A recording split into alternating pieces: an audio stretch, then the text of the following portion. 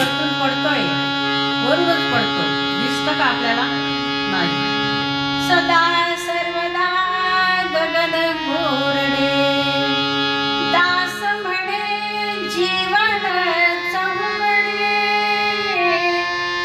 दास म्हणे जीवन चौघड. जीवन म्हणजे पाणी. पाणी सगळीकडे भरलेलं आहे, आपल्याला दिसत नाही पण आहे. आणि त्याच वेळेला कसं बरं पडतं ते? पावसाळ्यातच कसं पडतं? इतर वेळेस का नाही पडत? हल्ली पडायला लागले मला पण जास्ती पावसाळ्यात पडतं. दास म्हणे जीवन चौकडे. पण सगळीकडे पीक उगवतात, एवढे लोक, एवढी जनता आहे आपली. किती कोटी आहे?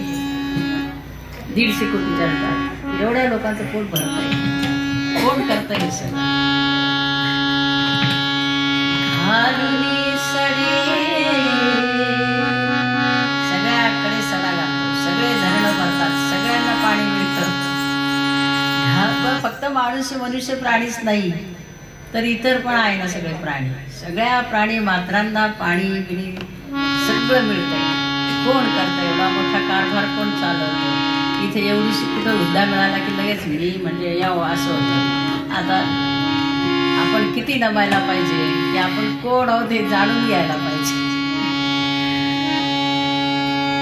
घालुनी